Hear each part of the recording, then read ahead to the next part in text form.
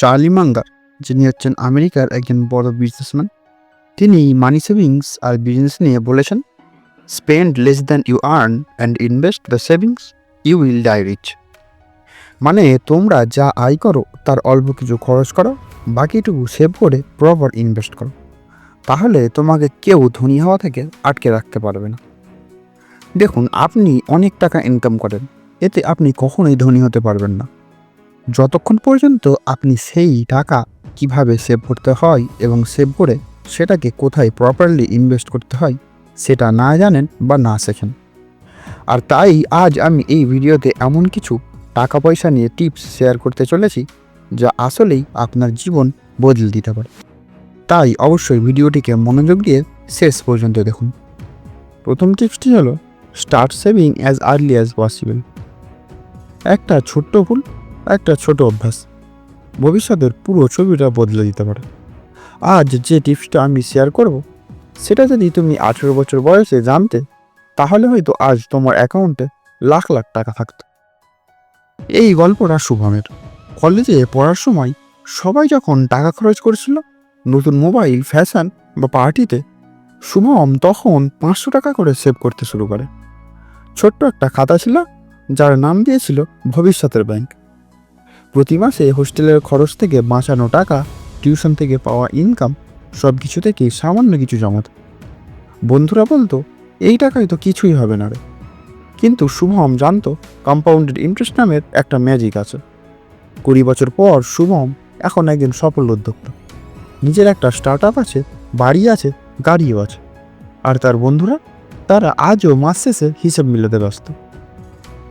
একটা জিনিস মাথায় রাখো, টাইম ইজ মানি বলাটা শুধু কথা নয়, এটা ফাইন্যান্সের সবচেয়ে বড় সত্য।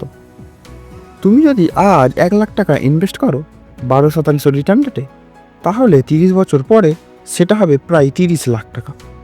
অর্থাৎ সময় যত যাবে তোমার টাকার গতি ততই বাড়বে। তাই start saving as early as possible, কারণ প্রতিটা দিন মানে এক একটা সুযোগ। তুমি যদি 30 বছর বয়সে শুরু করো তাহলে তুমি শুধু সেভার হবে, কিন্তু তুমি যদি 18 বছর বয়সেই শুরু করো, তুমি হবে একজন ইনভেস্টর, বিজনেস মাইন্ডেড, এক ধাপ এগিয়ে থাকা একজন মানুষ।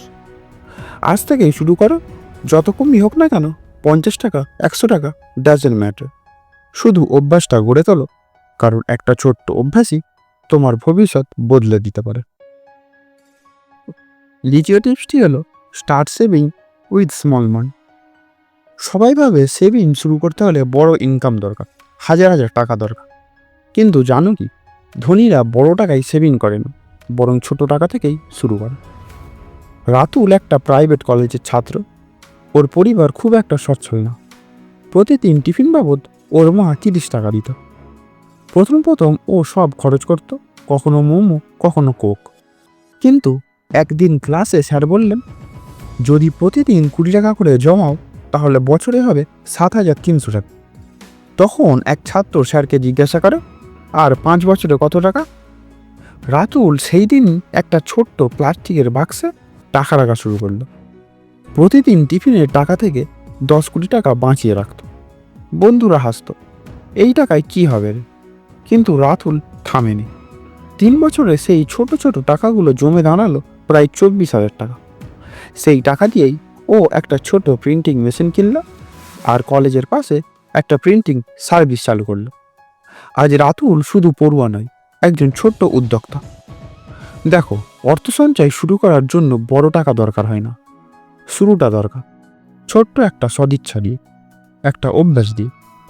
তুমি যদি প্রতিদিন একটা দুটো ছোটোখাটো খরচ বাদ দিয়ে সেটাকে জমাও, তা ধীরে ধীরে তোমার ভবিষ্যতের জন্য বিশাল একটা ফান্ডের রূপ নেবে। ধরো প্রতিদিন 20 টাকা জমাও, মানে মাসে 600 টাকা, 1 বছরে 7,200 টাকা, আর 5 বছরে 36,000 টাকা, যেটা দিয়ে তুমি একটা স্কুটার কিনতে পারো, একটা স্মার্টফোন কিনতে পারো, এমনকি একটা কোর্সে ভর্তি হতে পারো, যা তোমার জীবনটাই বদলে দেবে। তাই এখন থেকেই ভাবো, ছোট টাকা বড় ভবিষ্যৎ। ছোট সেভিংসকে হালকা করে দেখো না, ওটাই তোমার বড় স্বপ্নের প্রথম ইট। তোমার যদি ইনকাম নাও থাকে, তুমি যদি এখনও স্টুডেন্ট হও, তবুও কিছু না কিছু জমাও। আজ 10 টাকা, কাল 20 টাকা। এইভাবেই গড়ে উঠবে তোমার সেভিংসের পাহাড়। তৃতীয় টিপসটি হলো পে ইউর সেলফ ফার্স্ট। প্রতিদিন আমরা সবার জন্য খেটে দেব, বস, পরিবার, বন্ধুবান্ধব, কিন্তু কখনো ভেবেছি নিজের জন্য কিছু রাখবো? আজ যে টিপসটা বলবো সেটা শুধু টাকা জমানোর না, বরং এটা তোমার আত্মসম্মানেরও গল্প। অভিক একটা কর্পোরেট অফিসে কাজ করত। মাসে 25,000 টাকা বেতন। মাসের শুরুতেই ভাড়া, খাবার, ইএমআই, ঘুরতে যাওয়া, উপহার সব খরচ করত। আর মাসের শেষে বলতো, আরে আর একটু ইনকাম হলেই তো সেভিংস শুরু করব। এভাবেই চলল 3 বছর। তারপর হঠাৎ একদিন ওর কোম্পানি ডাউন সাজিয়ে শুরু করলো। অভিক চাকরি হারালো। ব্যাংক অ্যাকাউন্টে মাত্র 1300 টাকা। না কোনো সেভিংস, না কোনো ব্যাকআপ। তখন ওর এক পুরানো সিনিয়র বলল, তুই সবকে টাকা দিয়েছিস, কিন্তু নিজেকে কখনোই টাকা দিসনি।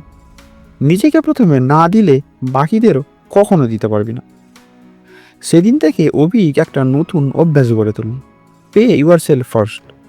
মানে মাসের শুরুতেই নিজের জন্য 20% টাকা আলাদা করে রাখত। সেভিংস, ইনভেস্টমেন্ট, ফিউচার ফান্ডের জন্য। আর বাকি টাকাই খরচ করত। 6 মাস পর ওর অ্যাকাউন্টে 30,000 টাকা জমে গেল। আজ অভিক শুধু একজন সেভার না, বরং ইনভেস্টর। দেখুন, আমরা সবাই বাজেট বানাই খরচের জন্য, কিন্তু আসল বাজেট হলো নিজের ভবিষ্যতের জন্য কিছু রাখা। তুমি যদি নিজের ইনকাম থেকে প্রথমেই 10 থেকে 20% টাকা নিজের জন্য রাখো, তবে বাকিটা তোমার জীবন চালানোর জন্য যথেষ্ট হয়ে যাবে। এটা সবসময় মনে রাখবে, paying bills is responsibility, paying yourself is intelligence. ধরো তুমি মাসে 15,000 টাকা ইনকাম করো। প্রথম দিনেই 1500 টাকা নিজের সেভিংসে রেখে দাও, আর বাকি 13,500 টাকা দিয়েই মাস চালাবে। শুরুতে কঠিন লাগবে, কিন্তু একটা মাত্র অভ্যাস যা তোমাকে অন্যদের থেকে 10 বছর এগিয়ে রাখবে।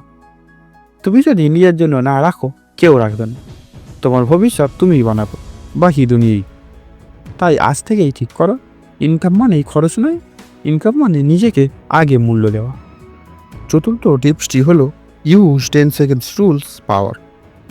তুমি যখন কোনো কাজ শুরু করার আগে ভাবো এটা কি সম্ভব, তাহলে একবার ভেবে দেখো, কারণ 10 সেকেন্ডেরই একটা সিদ্ধান্ত বদলাতে পারে তোমার পুরো জীবন। মিতুল একজন টপ র্যাঙ্কের স্টুডেন্ট ছিল, কিন্তু হঠাৎ করে ওর লক্ষ্য করল প্রেজেন্টেশন, অ্যাসাইনমেন্ট, প্রজেক্ট কিছুই টাইম মতো করছে না। সকালে ক্লাসে ঢুকলে বলতো আজ থেকে শুরু করব, এবং একে একে সেসব আজ থেকে শুরু করা 1 সপ্তাহ, 1 মাস হয়ে যেত। তবে একদিন মিতুলের এক বন্ধু অভিজিৎ বলল, দোস্ত, 10 সেকেন্ডের নিয়ম চেষ্টা করো। মনে রেখো, 10 সেকেন্ডের মধ্যে কোনো সিদ্ধান্ত নিতে না পারলে তখন আর পিছিয়ে যাওয়া উচিত না। প্রথমে মিতুল একটু হাসল, 10 সেকেন্ড, এভাবে কি কাজ হবে? তবে মিতুল সেটা ট্রাই করলো। যখনই কোনো কাজ শুরু করতে দেরি করছিল, 10 সেকেন্ডের নিয়ম প্রয়োগ করলো। অর্থাৎ কাজটার শুরু করতে তাকে 10 সেকেন্ডে ভাবতে দেওয়া হতো, তারপর সাথে সাথেই কাজ শুরু। এমনকি বড় বড় প্রজেক্টের জন্যও ছোট ছোট কাজগুলো দ্রুত সম্পন্ন করছিল। এই নিয়মে মিতুলের 3 মাসে 7টা প্রজেক্ট শেষ হয়ে গেল, আর সে বুঝলো এক্সিকিউশনই আসল। বন্ধুরা, মিতুলের গল্পটা তোমাদেরও কাজে আসবে। 10 সেকেন্ডের নিয়ম মানে প্রথম 10 সেকেন্ডের মধ্যে তোমার মনকে আরেকটি সুযোগ দেবে না ভেবে কাজ করার জন্য। যতটুকু সময় তুমি সিদ্ধান্ত নিতে পারো, সেটাই তোমার সবচেয়ে শক্তিশালী সময়। তুমি যদি 10 সেকেন্ডের মধ্যে সিদ্ধান্ত না নিতে পারো, তাহলে তুমি পরবর্তী সময়ে আর কোনো সিদ্ধান্ত নিও না। এভাবে তুমি দ্রুত কাজ শুরু করতে পারো। ধরো তুমি কোনো ব্যবসা শুরু করতে চাও। প্রথমে তুমি ভাবো এটা কি সম্ভব। তোমার মস্তিষ্ক তোমাকে পেছনে ঠেলে দেবে। তবে 10 সেকেন্ডের নিয়ম প্রয়োগ করো, পড়ো, শোনো, কাজ শুরু করো। এটা এত শক্তিশালী যে তোমার সফল হওয়ার প্রথম পদক্ষেপও ততটা কঠিন লাগবে না। তুমি যদি কোনো কাজ শুরু করতে দেরি করো কিংবা ভাবতে থাকো এটা কি সম্ভব, তবে মনে রাখো 10 সেকেন্ড খুবই শক্তিশালী। 10 সেকেন্ডের মধ্যে তুমি যদি কাজ শুরু না করো, তাহলে কখনোই শুরু হবে না। এই ছোট্ট সেকেন্ডগুলোই তোমার জীবনের বড় পরিবর্তন আনবে। তুমি যদি এই টিপসটা কাজে লাগাতে চাও, তাহলে একটা লাইক দিয়ে জানাও তুমি কিভাবে 10 সেকেন্ডের নিয়মে কাজ শুরু করতে চাও। আর চ্যানেলটা সাবস্ক্রাইব করে রাখো, যাতে এমন আরও টিপস আর মোটিভেশন পেতে পারো। Because time waits for no one, but 10 seconds can change everything.